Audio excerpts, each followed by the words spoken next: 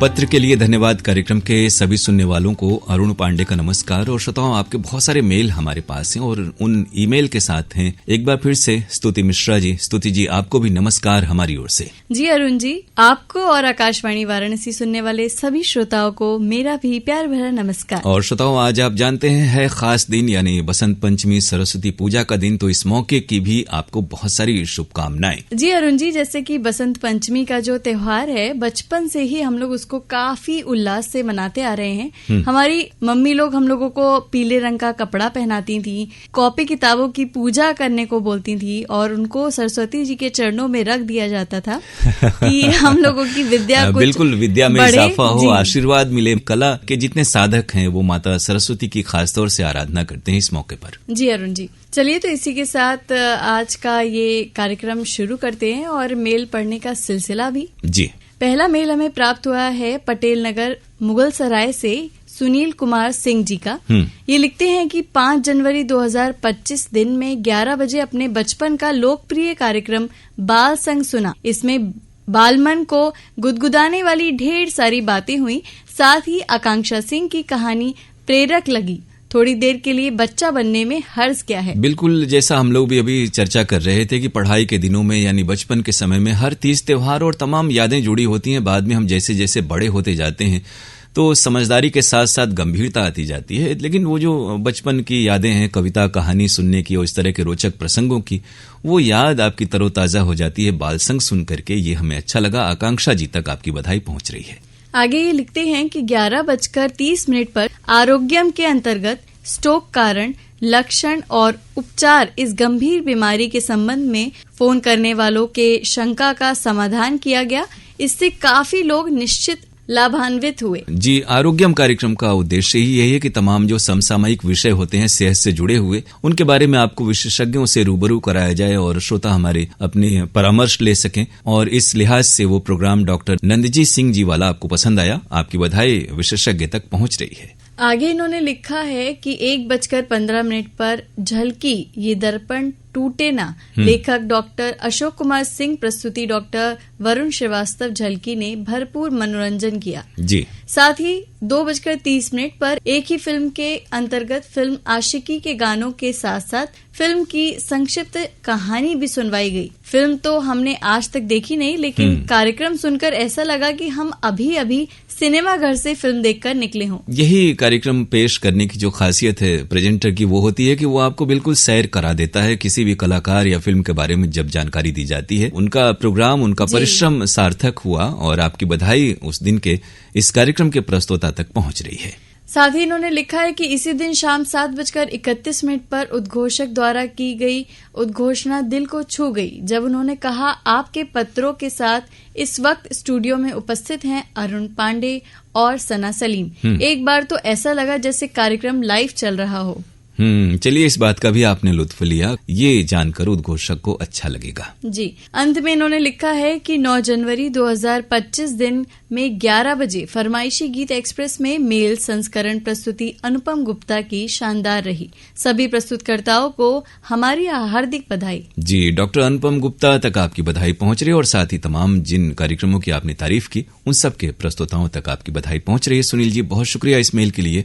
आपके आइंदा मेल का हम इंतजार कर रहे हैं। अगला मेल हमें प्राप्त हुआ है मुबारकपुर ऊंची तकिया से दिलशाद हुसैन फातिमा सोगरा। ये लिखते हैं, अपनाना भी सीखो, ठुकराना भी सीखो, जहाँ इज्जत ना हो वहाँ से उठकर जाना भी सीखो। अच्छा, यानी ये कुछ कहना चाहते हैं लगता है। जी। आगे इन्होंने लिखा है कि हेलो फरमाइश यानी बेरोजगार करने का आकाशवाणी वाराणसी का आसान तरीका, काम काज छोड़कर घंटों नंबर ट्राई करते रहो सिर्फ एक गीत सुनने के लिए। सर 11 महीने से हेलो फरमाइश कार्यक्रम में फोन लगा रहे हैं, हर बार निराशा हाथ लगती है। हम लोग भी काम करते हैं, मगर आकाशवाणी वाराणसी केंद्र हमारी हर सांस के साथ साथ रहता है। ये आपका बड़प्पन है, आपकी इनायत है दिलशाद जी। और वो जहाँ तक आपने हेलो फोन इन फरमाइश कार्यक्रम की बात कही, तो वास्तव में उस कार्यक्रम में भीड़ है श्रोताओं की। और अब तो देश भर से श्रोता फोन करते हैं, तो थोड़ा सा मेहनत लगता है और बहुत से लोग कई कई महीनों इंतजार करते हैं। लेकिन ये भी है कि कुछ श्रोताओं के कॉल हर हफ्ते 2 हफ्ते बाद लग जाते हैं। तो यकीन कीजिए कि सिर्फ निरंतरता ही समाधान है, यानी आपको 10-15 मिनट तो जैसे जैसे ही किसी से बात खत्म होती है तो किसी श्रोता का फोन लग जाता है तुरंत ही, तो उस प्रक्रिया में लगे रहना पड़ेगा। वक्त तो थोड़ा देना पड़ता है, लेकिन ये चीज आप कहीं भी इस तरह की स्थितियां देखेंगे तो वहां पर आपको कतार में या फिर इंतजार तो थोड़ा सा करना पड़ता है, और इस स्थिति पर हम लोग का कोई जोर भी नहीं है। श्रोता फोन करते हैं और टेलीफोन लाइन है और हम लोग सिर्फ फोन तय वक्त पर उठाते हैं, बस यही बात कही जा सकती है। फिर भी दुख है, अफसोस है आपकी इस तकलीफ के लिए, लेकिन उम्मीद है और शुभकामनाएं कि आपका भी फोन लगे और आपसे हमारी बात हो। जी, आगे इन्होंने लिखा है कि दिनांक 12 जनवरी को कार्यक्रम आज इतवार है के अंतर्गत प्रसारित झलकी हड़ताल सुनी। आज ही लोक रंग कार्यक्रम अरुण सर द्वारा प्रस्तुत सुना। आज दिनांक 12 जनवरी को ही कार्यक्रम पत्र के लिए धन्यवाद अरुण सर और सना सलीम जी द्वारा प्रस्तुत सुना। अपने ईमेल का उत्तर सुनकर मन गदगद हो गया। इतनी अच्छी प्रस्तुति के लिए आकाशवाणी वाराणसी केंद्र को हार्दिक बधाई। चलिए स्तुति जी, जो इनका फोन इन में फोन नहीं लगता है, लेकिन मेल वगैरह शामिल हो जाते हैं, व्हाट्सएप में भी नाम आप भेजते हैं, शामिल हो जाते हैं, तो कहीं न कहीं ये सुख दुख में बैलेंसिंग हो जाता है। लेकिन आप निरंतर प्रयास करेंगे तो फोन भी आपका लगेगा, और जिस तरह बाकी कार्यक्रमों में आपकी शिरकत रहती है उस कार्यक्रम में भी हो जाएगी। आगे इन्होंने लिखा है कि आराधना कार्यक्रम में पहले भक्ति गीतों के साथ साथ नातिया कलाम भी सुनने को मिलता था। जी, आजकल नातिया कलाम प्रसारित नहीं हो रहा है, क्यों सर? फिल्म संगीत के कार्यक्रम में फिल्म का नाम, गीतकार, संगीतकार नाम आखिर में बताया जाता है, जबकि पहले फिल्म का नाम और गीतकार, संगीतकार बताना चाहिए। अब ये थोड़ा सा पजल जैसा हो गया। बहरहाल दो विषय हैं आपके। एक तो पहले कि आराधना कार्यक्रम में हम लोग अब भी आपको कहें कि नातिया कलाम आपको वक्त पर, तय वक्त पर सुनाते हैं, जब भी मौके होते हैं, तीज त्योहार ऐसा आता है तो नातिया कलाम जरूर उसमें शामिल होते हैं। फिल्मी गीतों के भी कार्यक्रम में हम आपको उस तरह की कव्वालियां सुनवाते हैं। जहां तक ये बात है कि गानों का डिटेल कैसे बताया जाए, तो कोई तय फॉर्मेट नहीं है। ये जरूर है कि जब भी फिल्म संगीत के प्रोग्राम हो, यानी कंपेयर्ड जब न हो, तो डिटेल उपलब्ध रहता है तो हम लोग बताते हैं। वो कभी शुरू में, कभी आखिर में, कभी गायक का नाम सिर्फ बताते हैं, बाकी नाम बाद में बताते हैं। अनाउंसमेंट की विविधता इसी में है, लुत्फ भी इसी में है कि हर कोई अपने तरह से प्रोग्राम को पेश करे। तो मेरे ख्याल से इतनी आजादी तो हमारे प्रेजेंटर्स को रहनी चाहिए। नाम सही बताए जाएं, डिटेल बताए जाएं, ये जरूर आपने सही बात कही है। इन्होंने लिखा है कि दिनांक 17 जनवरी को कार्यक्रम फरमाइशी गीत एक्सप्रेस अरुण सर द्वारा प्रस्तुत सुना। सभी चुनिंदा गीत मन भावन लगे। दिनांक 19 जनवरी को कार्यक्रम लोक रंग सुना। इतनी खराब प्रस्तुति थी कि हमने फरमाइश नहीं भेजी और अनाउंसर ने अपना नाम भी नहीं बताया।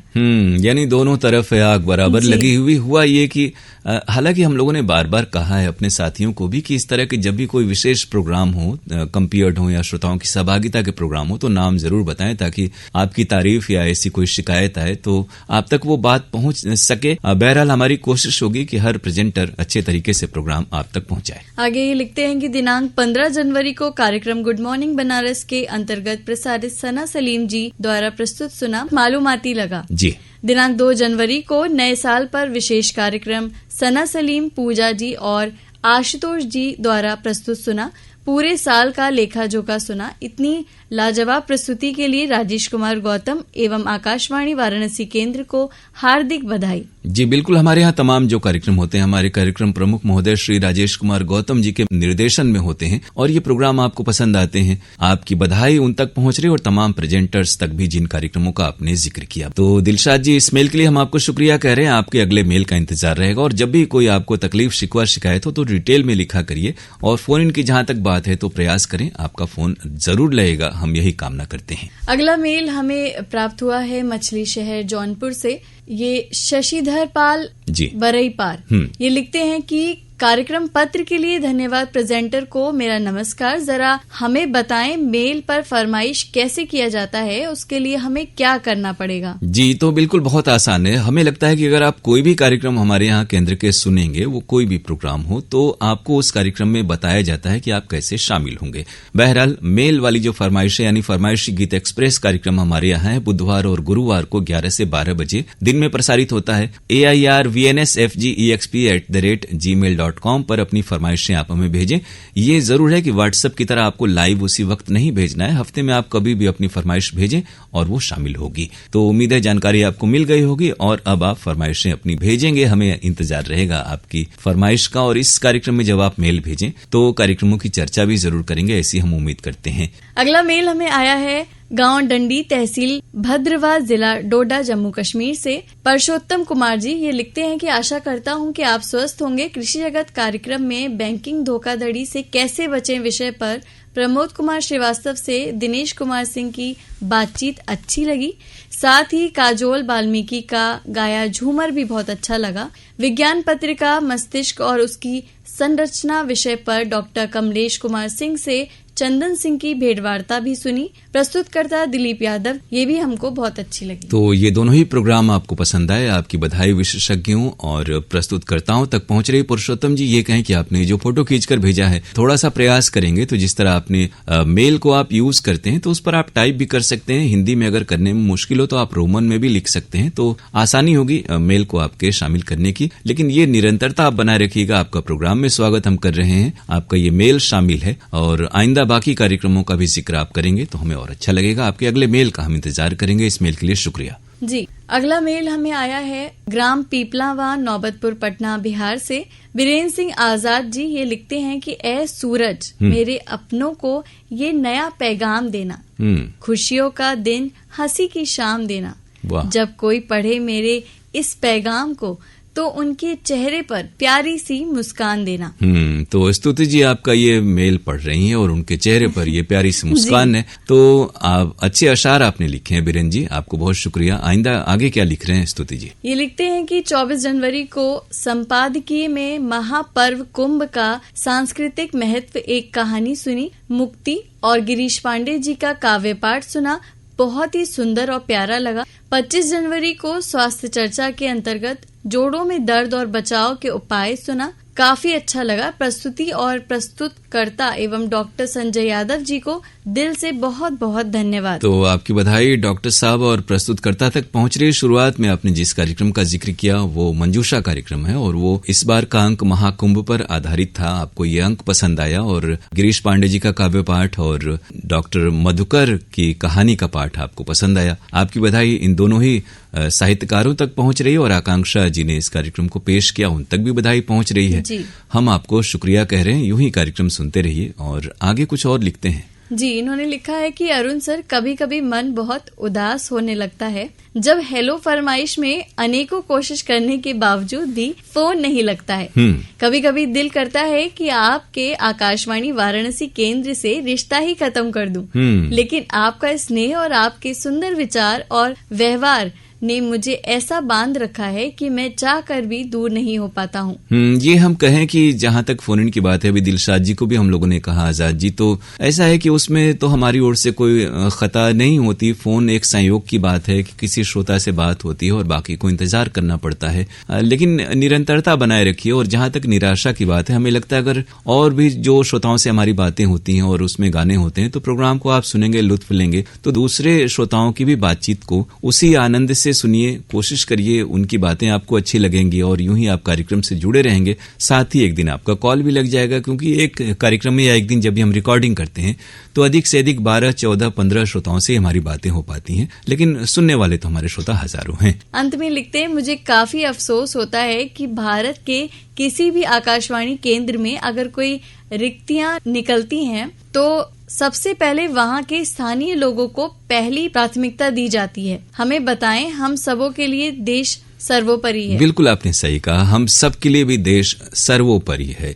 अब जहां तक स्थानीय वाली बात हम बता रहे हैं कि जब भी आपका आशय शायद जैसे प्रोग्राम प्रेजेंटर होते हैं, यानी अनाउंसर जो कैजुअल होते हैं, जिन्हें हम आजकल समुद्देशित उद्घोषक कहते हैं, और कंपेयर्स जो हमारे होते हैं असाइनमेंट बेस्ड, तो उसमें स्थानीय का कारण ये होता है कि उस क्षेत्र की भाषा, संस्कृति, तीज त्योहार, रहन सहन, इलाके की जो ज्योग्राफी है, वो सारी चीजें जब एक स्थानीय व्यक्ति जब रहता है उसे ही मालूम हो पाता है। इसलिए वहां के निवासी को प्राथमिकता इसलिए दी जाती है कि वहां के बारे में, वहां के लोगों से कनेक्ट होने में और प्रेजेंट करने में, बातचीत करने में उस व्यक्ति को सहूलियत होगी। इसलिए इस तरह के आजकल जो भी इस तरह के आपको स्थान या अवसर हमारे यहाँ निकलते हैं, उसमें स्थानीय प्रेजेंटर को हम लोग अवसर देते हैं।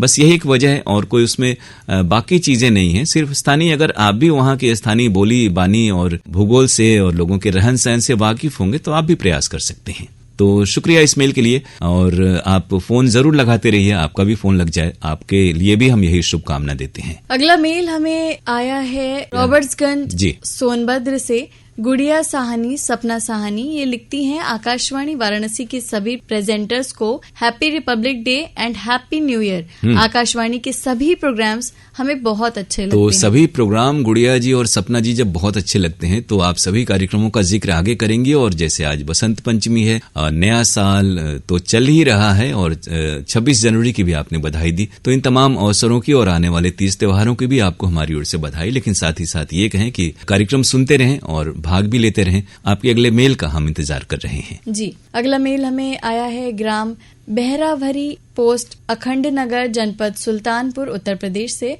संदीप तिवारी जी हैं। ये लिखते हैं, सबसे पहले पत्र के लिए धन्यवाद। कार्यक्रम को संचालन करने वाले श्रीमान को सादर प्रणाम एवं आकाशवाणी वाराणसी परिवार को नमस्कार। जी, यानी इन्होंने स्तुति जी को नमस्कार नहीं किया। स्तुति जी तो यह है कि जो दो लोग हम लोग कार्यक्रम पेश करते हैं और तमाम हमारे साथी जो कार्यक्रम करते हैं उनका जिक्र होता है। बहरहाल उन सब की ओर से आपको नमस्कार। जी, ये लिखते हैं कि मेरा पहला पत्र है। मैं आकाशवाणी वाराणसी परिवार से लगभग 12 से 15 वर्ष से जुड़ा हूँ। पिछले कुछ वर्ष से कैरियर को लेकर रेडियो से दूरी बन गई है। अब पुनः रेडियो सुनना प्रारंभ किया है। दिनांक 19 जनवरी 2025 को हेलो फोन इन फरमाइश सुना। अंजू तिवारी जी की प्रस्तुति बहुत ही अच्छी एवं मनमोहक लगी। तो आपको अंजू तिवारी की प्रस्तुति हेलो फरमाइश की अच्छी लगी, आपकी बधाई। संदीप जी अंजू तिवारी तक पहुंच रही है। और करियर को लेकर के आप रेडियो से दूर थे, लेकिन हमें लगता है कि हमारे यहाँ के जो तमाम प्रसारण हैं वो करियर में बहुत ही फायदेमंद होते हैं। समाचार बुलेटिन अगर आप नियमित रूप से सुने, युवाणी है, विज्ञान के कार्यक्रम है और तमाम अन्य प्रोग्राम होते हैं, उनमें आपको ज्ञान विज्ञान की बहुत सारी बातें बताई जाती हैं जो करियर के भी लिहाज से बहुत फायदेमंद है। बहरहाल आप लौट कर फिर से रेडियो की ओर आए हैं, आपका स्वागत है और यूं ही कार्यक्रम सुनिए। और अब हमें कार्यक्रमों के बारे में यानी बाकी प्रोग्राम के बारे में भी तफसील से जरूर अपने विचार भेजिए। इस मेल के लिए शुक्रिया आपका। अगला मेल हमें आया है धनबाद से उमाशंकर पांडे जी का। ये लिखते हैं, आकाशवाणी के सभी प्रस्तुतकर्ताओं को मेरा नमस्कार।